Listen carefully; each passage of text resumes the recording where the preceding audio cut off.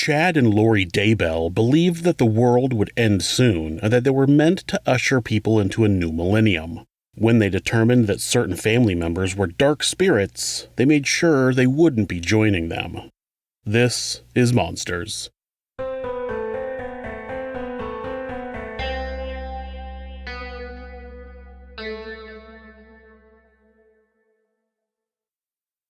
A family annihilator is someone who sets out to specifically kill their close family members. The most common cases are of men who kill their wife and children. There's a lot of crossover between family annihilators and cases of filicide. In my first season, I covered the case of Michael Wayne Jones Jr., who had killed his wife, 2 children, and 2 stepchildren. He was technically a family annihilator. There are cases of women killing their husbands and children, but they're rare. There are also cases of one child killing their parents and siblings, or of one person killing their spouse and their parents or in-laws. These all fall under the label of family annihilators, but the most twisted story I've heard of family annihilators has to be the case of Chad and Lori Daybell. Lori Noreen Cox was born on June 26, 1973, in San Bernardino, California. She had 2 sisters, Summer and Stacy, and 2 brothers, Adam and Alexander, who went by Alex. Her parents, Barry and Janice Cox, are active anti-government activists who believe that federal taxes are illegal. Barry wrote a book which he self-published through Amazon's Kindle in 2019. The book is called How the American Public Can Dismantle the IRS, and this 2-star rated 421-page opus is ranked 3.5 millionth amongst other Kindle publications. The description reads, "This book, How the American Public Can Dismantle the IRS, is dedicated to the inspired ideals promised to the free people of the United States of America. Our patriot and paladin immigrant ancestors vigorously promulgated and selflessly defended these laws against the imperial British tyrant and despotic government propaganda of King George III in 1775, who, more than self, their country loved. This book presents critical information for all freedom-loving USA citizens to consider. In order to have truth and justice, it's important to protect our cherished rights that are published in our nation's inalienable Declaration of Independence, U.S. Constitution, Bill of Rights, and the Codes of the United States of America. Foremost, this book debunks the myths of the federal income tax and exposes the illegal origin and evil purpose of the Internal Revenue Service." I purchased the book out of sheer curiosity, so I'm undoubtedly on a list now. Unsurprisingly, Barry and Janice have racked up over $300,000 in back taxes, which they continue to fight. Barry has been ordered to cease and desist in court for offering estate planning services, even though he's not authorized to do so or not certified as a legal document preparer. Probably something else he believes is violating his rights. I think the parents are a key to explain a lot of Lori Vallow Daybell's behavior throughout her life. In 1992, when Lori was 19 years old, she married her high school boyfriend, Nelson Yates, but the marriage was short-lived and the couple divorced soon after. That was husband number 1. Then she married William Lagioia on October 22, 1995. The couple lived in Texas, and Lori gave birth to their son, Colby, in 1996. Lori and William divorced in 1998. That was Lori's second husband. Both of these husbands seemed to separate from Lori without incident, and both remained alive. In 1998, Lori's older sister, Stacy Cox Cope, died mysteriously. The cause of death is unknown, as there are almost no details about the death available, but Stacy did have a 9-year-old daughter at the time named Melanie. A man named Joe Ryan moved to Phoenix in 1998 and had never been married or had children.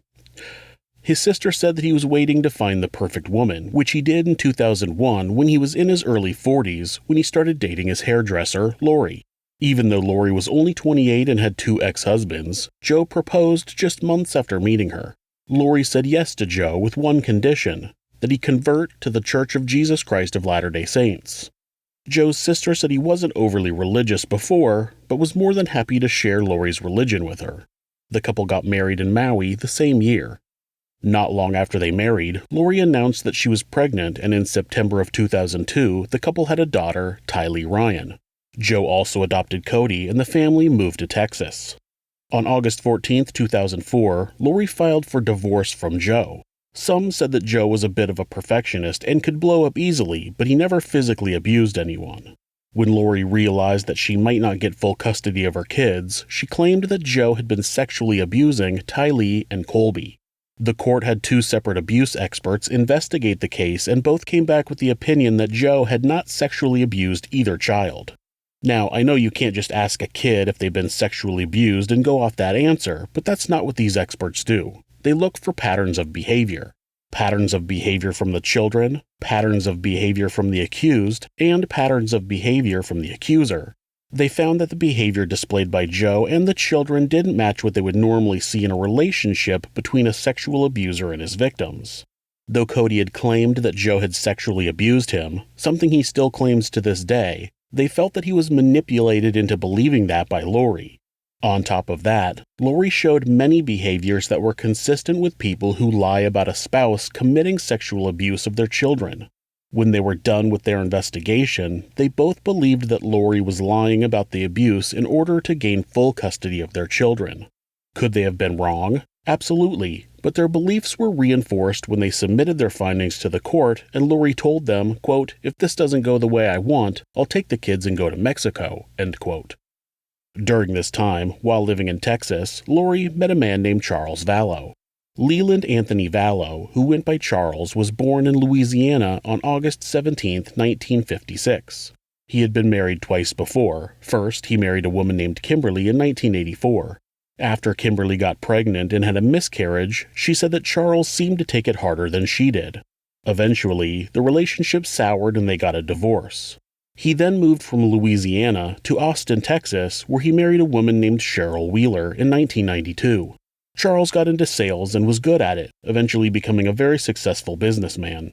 The couple had 2 sons over 12 years of marriage, as well as adopting one of Charles's grandnephews, but the couple started growing apart and divorced in 2003. Charles met Lori in Texas, and on February 24, 2006, they traveled to Las Vegas, Nevada, and got married.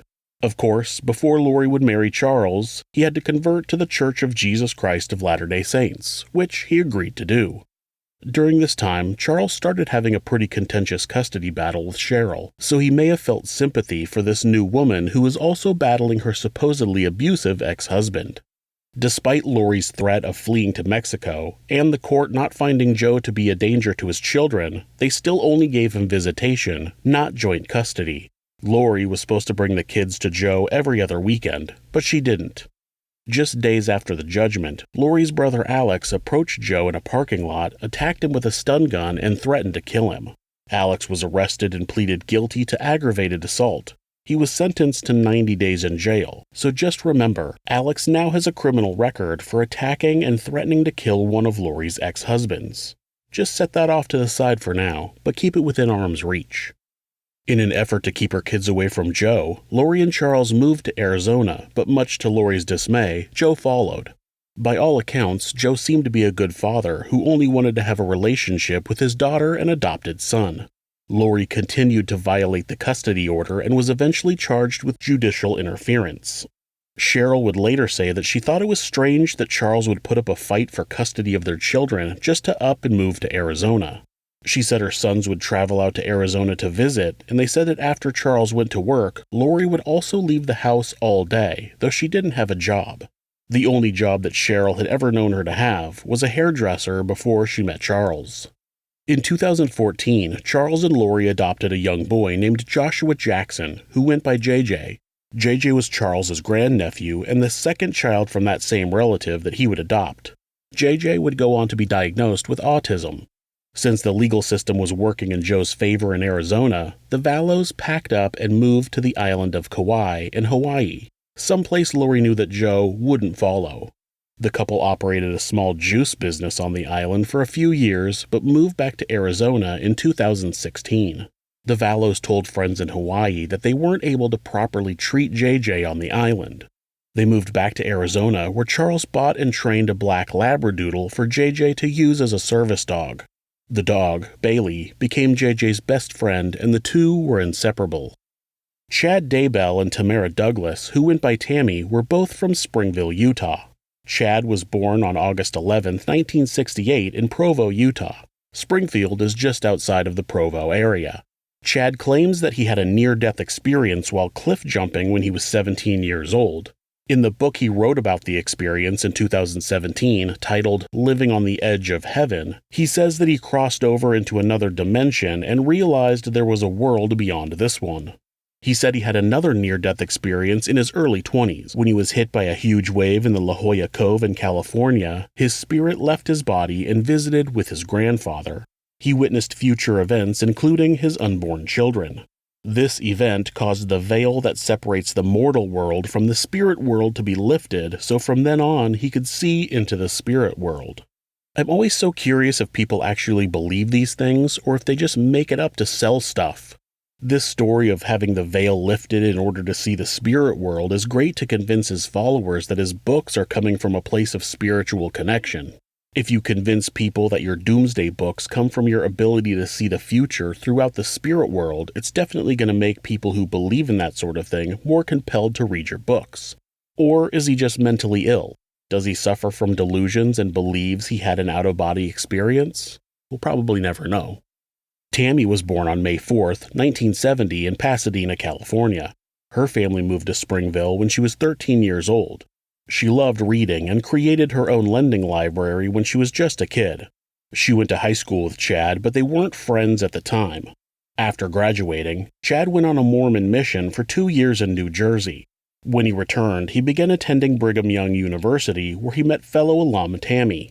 The couple got married on March 9th of 1990 and began a family. They would eventually have 5 kids, and Chad would start writing fiction based on his LDS beliefs. In 2004, Chad and Tammy started a book publishing company to publish Chad's books. The company was called Spring Creek Book Company. Tammy ran the company and designed all of the book covers. They started out making children's books about LDS teachings, and eventually Chad started writing full novels. He started really cranking them out. He put out over 24 books in the time they had their publishing company, and 5 of them were in the first half of 2019 alone.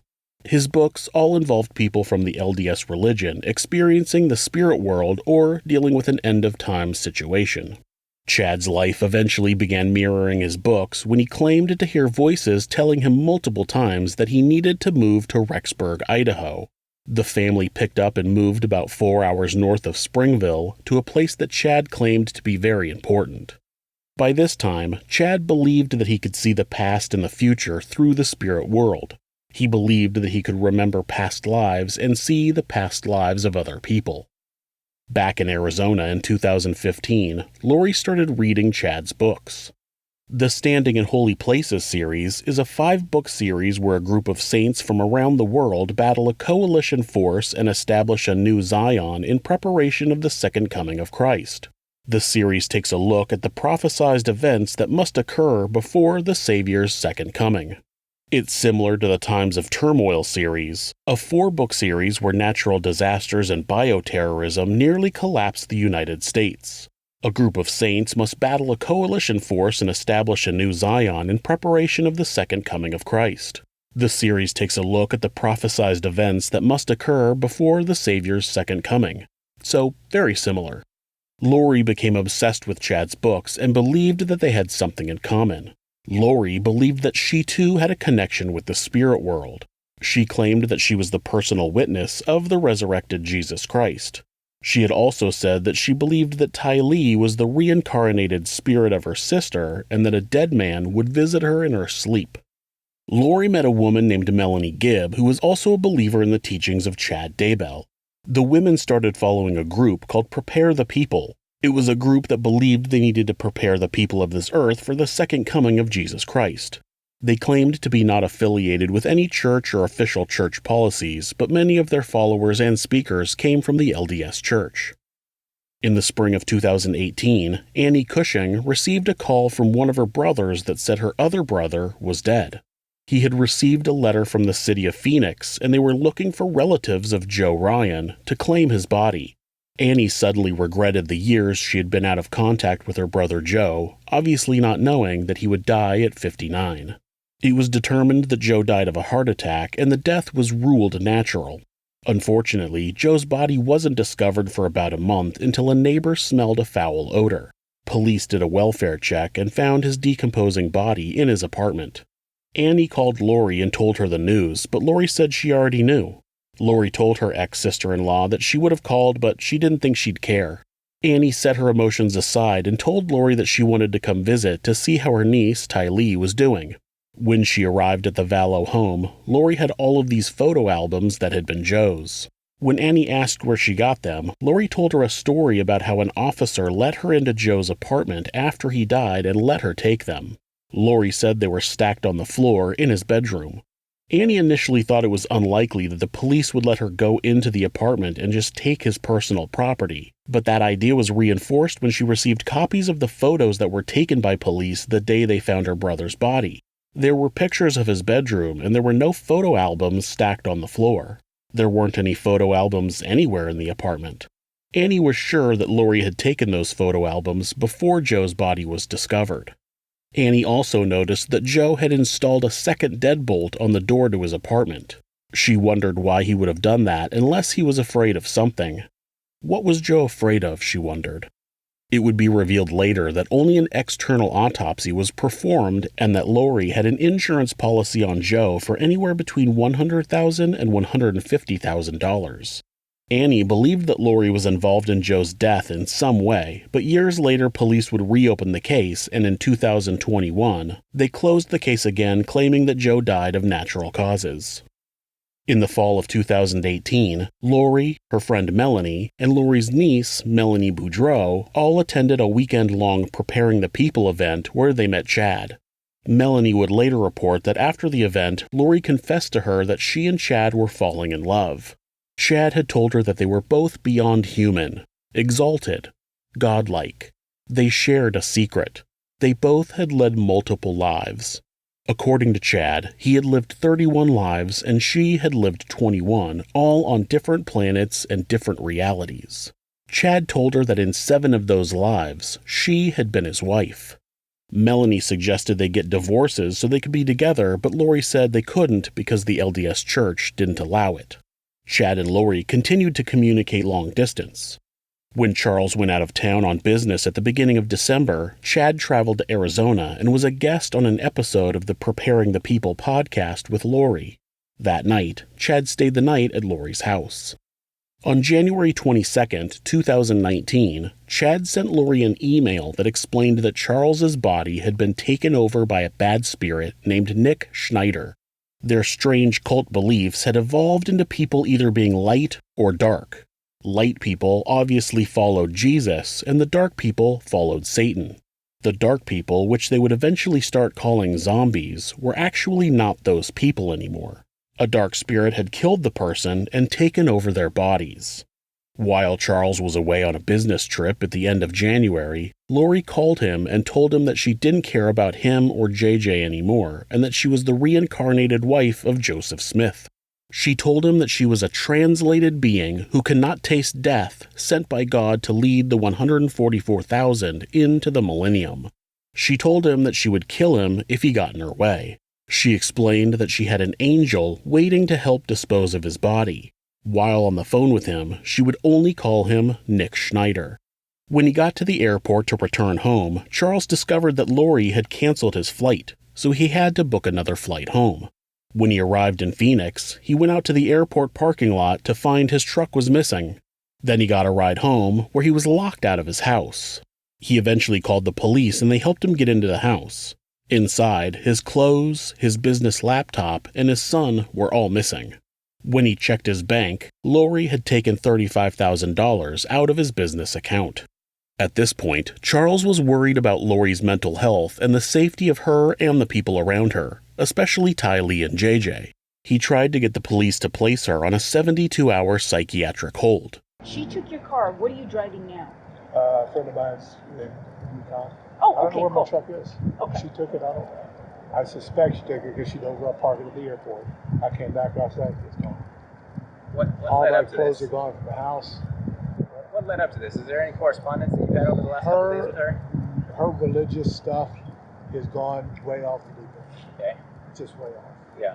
And it's If you don't agree with her, you're the opposite. Charles made the mistake of going into Lori's car and stealing her purse. He used her phone to contact her friends and family about the condition of her mental health.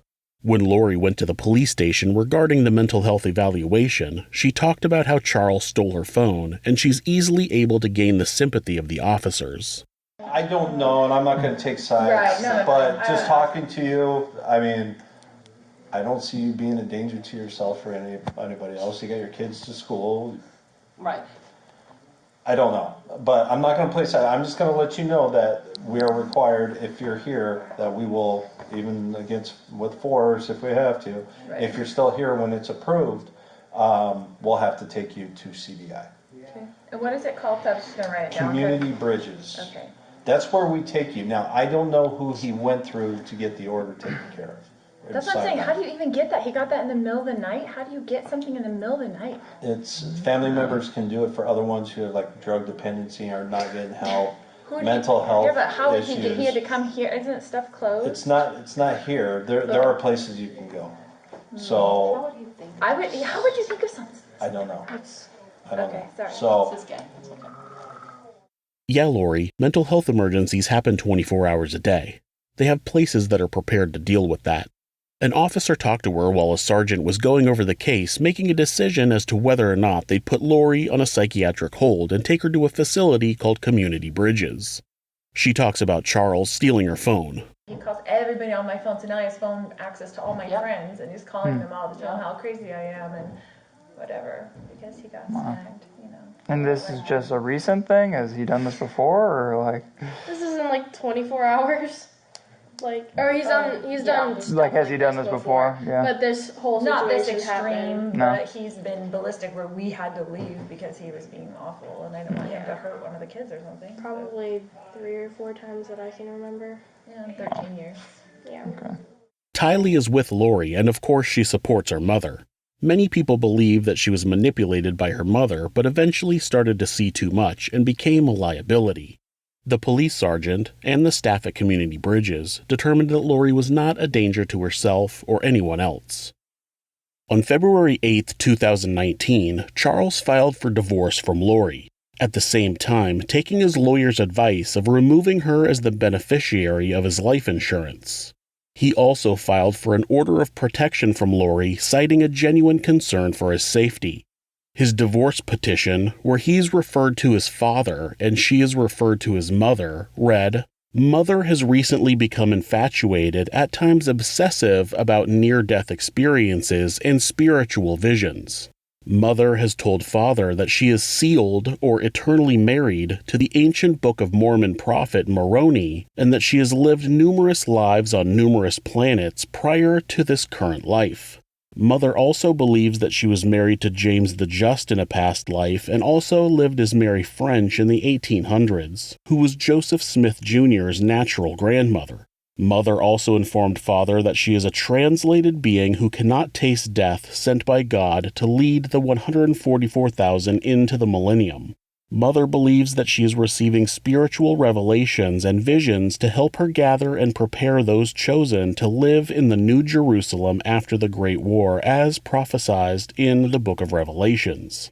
On January 29, 2019, during a phone conversation between the parties and after their physical separation, Mother informed father that she was a god assigned to carry out the work of the 144,000 at Christ's second coming in July of 2020, and that if father got in the way of her mission, she would murder him. The 144,000 people referenced by Lori are drawn from the Book of Revelation.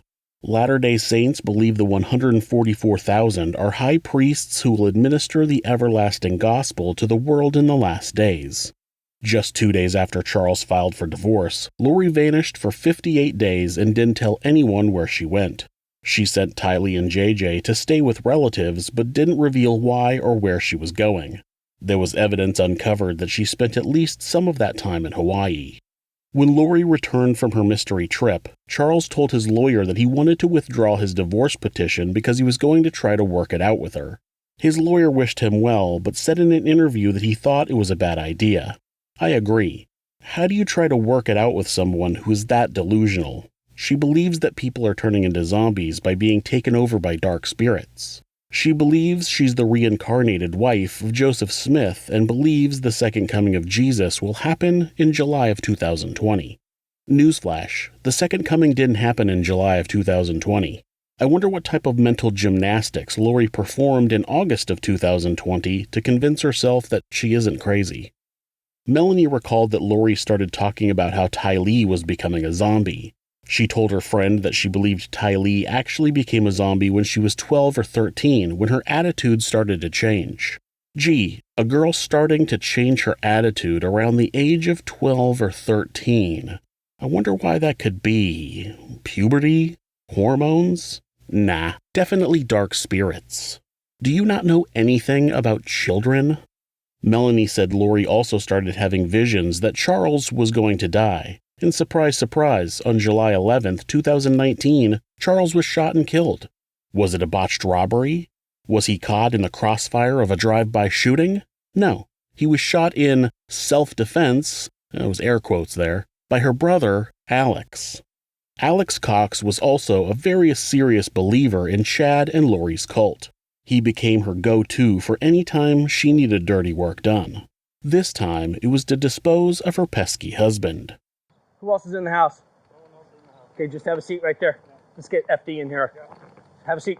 18th Street secure. We got the gentleman out. You have some ID on you, sir? Yeah. What happened today? How did it get to this? I don't know. He was enraged. What's going on? What happened? He was talking with my sister earlier. No, what happened today, though? Like, just in the last 20 minutes. He came at me with a bat. Okay. Was he living here or No. visiting? He came to pick up his son. Okay, is his son inside? No. My sister took him to school. Okay, so it was just you at the house? Yes. And then he came, how long, what time did he come to pick up the son? I don't know, 20 minutes ago maybe. Okay, so you know who he is, let him in? Yeah. Okay. No, I think they were talking earlier, then she left, and then he got into it with me. Like what? What do you mean? I don't know, he was accusing me of... Come on over here. That truck's going to be really loud. What was he accusing you of?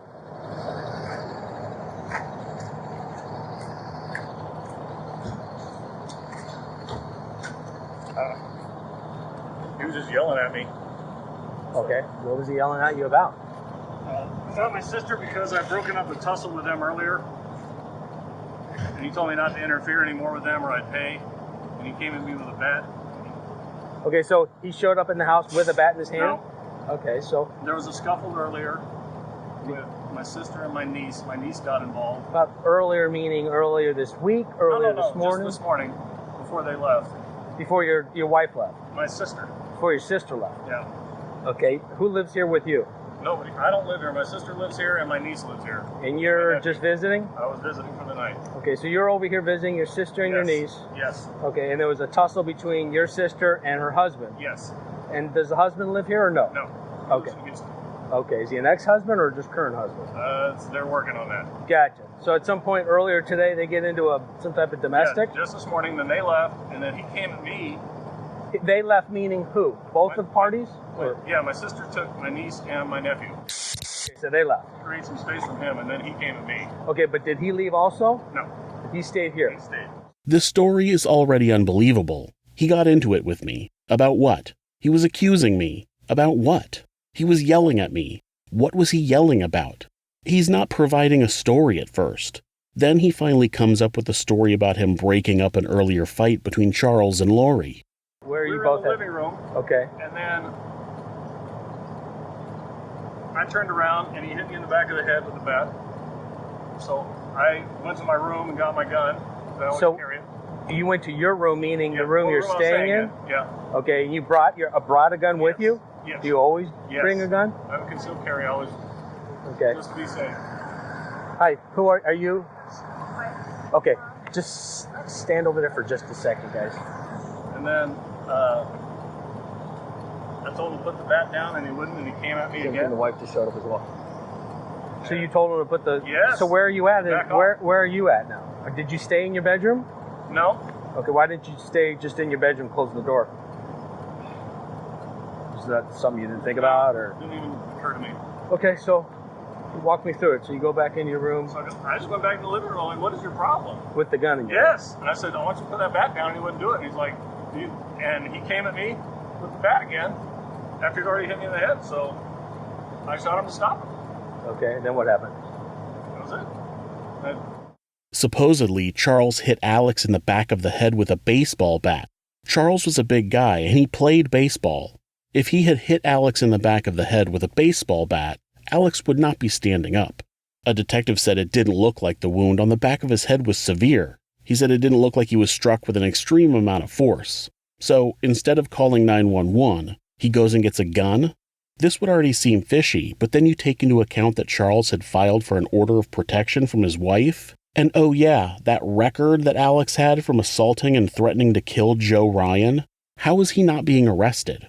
Charles's first wife, Cheryl, said that he had never been violent. He had no record of violence, domestic or otherwise. Nobody had ever known Charles to get violent. But even so, the police ruled it self-defense, and Alex was never arrested. Then they talked to Lori, and this was her demeanor. How long have you lived here? Like 3 weeks. Oh, geez. Yeah, okay. That's why the neighbors don't know us. Gotcha. Like, hi neighbor, sorry. Oh, haha, my neighbors are going to hate me because my husband was killed here. Hilarious. Then, later, the exact same day that Charles was shot to death in her living room by her brother, Lori threw a pool party at her house. Yay! Post-murder pool parties are the best. What better way to relax after a long day of identifying your husband's body than a party out by the pool?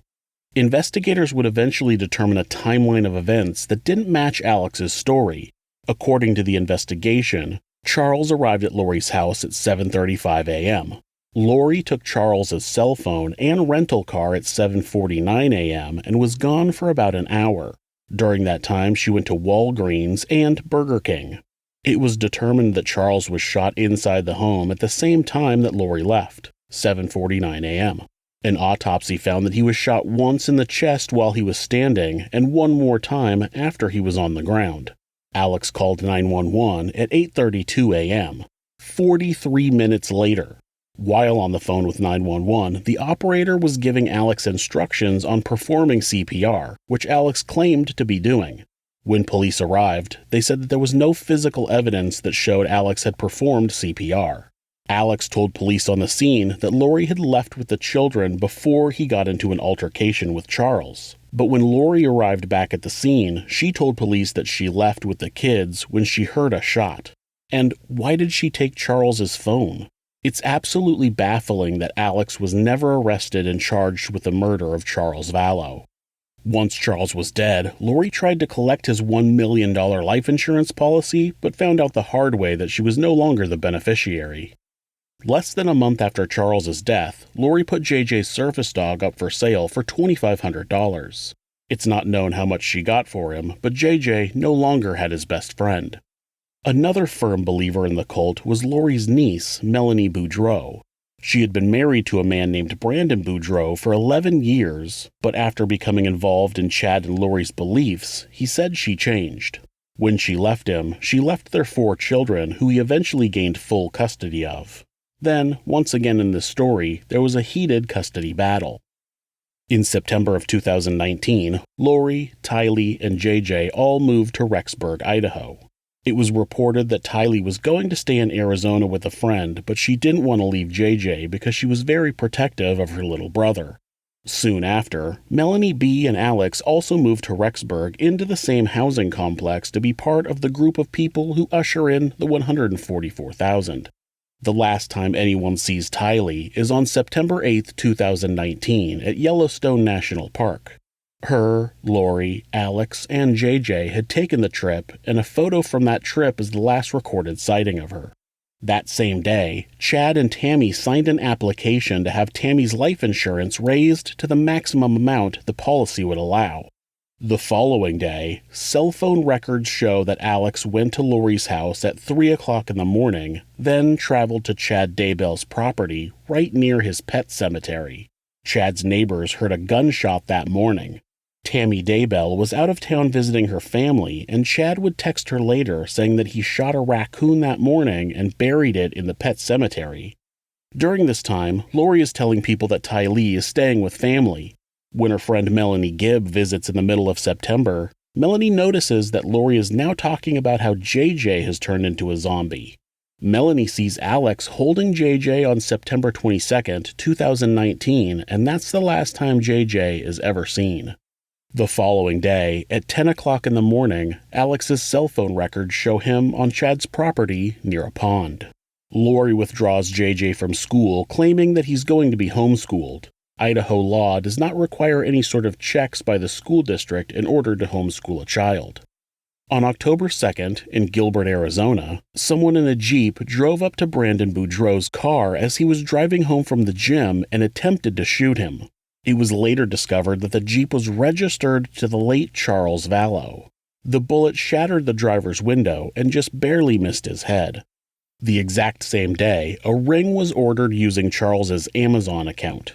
Photos would later show Lori wearing that same ring while in Hawaii with Chad. On October 9th, a man wearing a ski mask approached Tammy in her driveway while she was unloading groceries and pointed what she believed to be a paintball gun at her. He tried to fire, but the gun seemed to not work. She asked him what he was doing, but he didn't answer and eventually ran off. She notified the police, but eventually chalked it up to a prank. In reality, it's believed that what Tammy saw was a real rifle and that the masked man was really Alex attempting to murder her, but the gun jammed. On October 19, 2019, Tammy was found dead in her home. Police arrived, and when Chad refused to authorize an autopsy, they listed the cause of death as natural, and Tammy's body was buried. To be honest, they should have conducted an autopsy anyway. When a person dies relatively young, and Tammy was only 49, which is pretty young to die of natural causes, especially having no medical record that would explain an early death, usually an autopsy is done whether the family agrees or not. A 49-year-old woman who was in perfect health just weeks ago dying in her sleep is suspicious. Then you figure that just 10 days ago, someone in a ski mask pointed a gun at her, plus her husband had increased her life insurance the previous month. At the end of October, Chad received that $430,000 life insurance payment. No, not suspicious at all. Then, on November 5th, Chad and Lori flew to Hawaii and got married. In the wedding pictures, you can see Lori wearing the ring she purchased on Charles's Amazon account before Tammy died. Nope, nothing about this is suspicious at all. Sometimes it worries me just how dense some police investigators are. When Chad and Lori return from Hawaii, he starts telling people that Lori doesn't have any kids. To some people, he says her kids are all grown. To others, he says that Tylee died in 2017. By this time, relatives haven't heard or seen Tylee or JJ for months, and they begin getting concerned. They call the Rexburg police and request they do a welfare check on the children. On November 26th, Rexburg police do a welfare check of Lori's residence and ask where Tylee and JJ are. Lori tells them that they're both visiting friends in Arizona. While she's talking to the police, Chad called Melanie Gibb and told her not to answer her phone. The police called Melanie to verify, but when she didn't answer, Lori explained that she believed that they went to see a movie that day and were probably in the theater. The police left the residence, but when they finally contacted Melanie later that day, Lori's best friend told them the truth. She said that neither of the kids were with her and that she had no idea where they were. The following day, the Rexburg police arrived back at Lori's home with a search warrant, but Chad and Lori were gone. They searched both Lori and Chad's houses and found no sign of the couple or the missing children. Neighbors said that they saw Lori and Alex outside of Lori's house the night before, loading up a truck. They said they did not see the children. It turned out that Chad and Lori were off preparing for the second coming in sunny Hawaii. They checked into a resort in Kauai where reporters followed them around and watched as they lived it up in paradise. No children anywhere to be found. The reporters ask them repeatedly where Tylee and JJ are, but the couple just smiles and ignores them. On December 12, 2019, Alex Cox suddenly died. After Chad and Lori fled Idaho, Alex moved back down to Arizona, where he had gotten married to a Chad and Lori follower just 10 days before his death. An autopsy revealed that Alex died of a blood clot, but most people believe he was poisoned. Chad and Lori spent months living in Hawaii and pretending that nothing was going on. They ignored all requests by authorities to tell them where the children were. Finally, on January 25, 2020, the Kauai police gave Lori a notice to produce Tylee and JJ to the Idaho Department of Health and Welfare or to the Rexburg Police Department within 5 days. The following day, they pulled over Chad and Lori, seized their rental vehicle, and searched their rented townhome. Reporters were there as the couple walked away, now without a vehicle, but they continued to ignore everyone. Where are your kids? No comment. No comment? They've been missing for 4 months. You have nothing to say? You're over here in Hawaii? Where are your children? Yeah, why don't you just give us a comment? Just tell us where they are. Chad, where are Lori's kids? What happened to Tammy, Chad? Can you tell us what happened to Tammy? Why have you guys been in Hawaii for so long?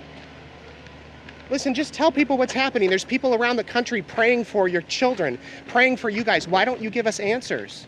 That's great. That's great. That's great that they're praying for you, praying for your kids. What? You have nothing to say? Did you do something to your children? Are your children still alive? That's a simple question. I've got 3 kids of my own. I can tell you every minute where my kids are at. Where are your children? Lori ignored the order to produce her children. Of course she did. You may notice that she always has this smug look on her face during this time.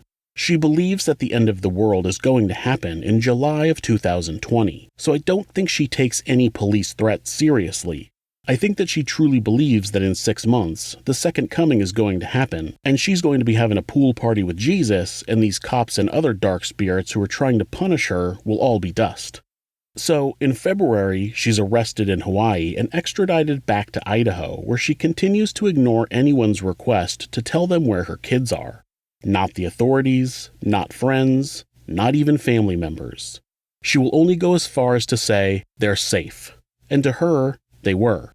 People want to take her claim of the children being safe as in our perception of the word safe. Unharmed, well taken care of, not at risk of illness, and most certainly alive.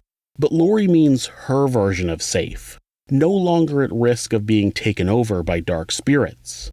No longer living as zombies. She had to kill them in order to free them from being zombies, hence making them safe in heaven. They're safe.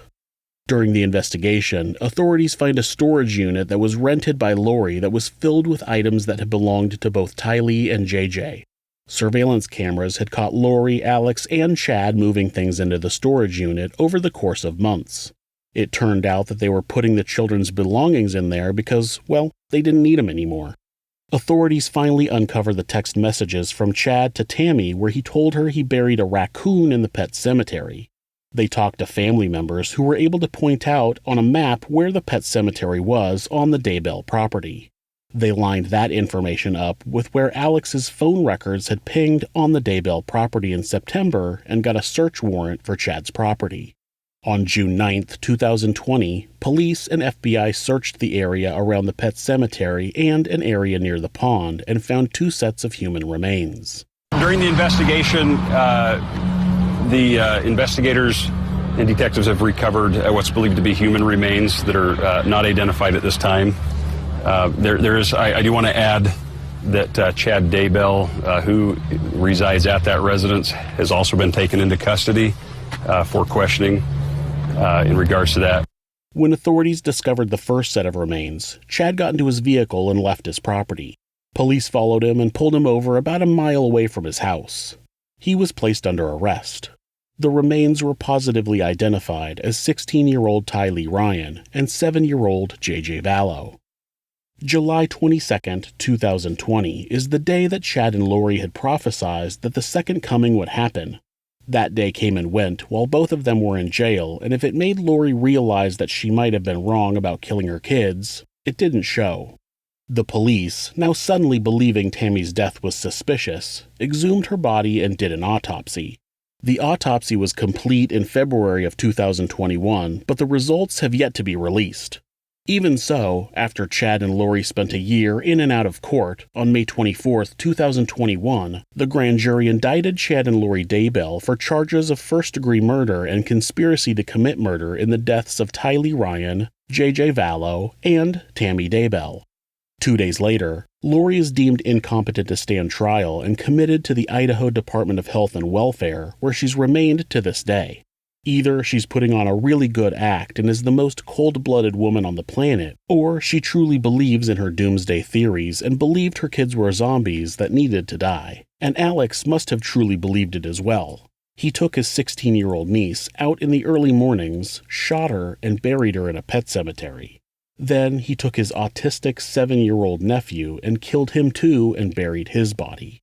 Are we talking about the most evil brother-sister murdering duo who have successfully convinced everyone they're believers in a crazy cult? Or are they both mentally ill and truly believe in what they did? I mean, look at their father. They clearly inherited some faulty genes.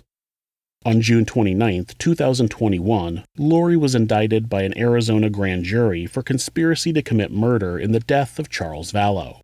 In August, the prosecution announced that they'll be seeking the death penalty for Chad Daybell.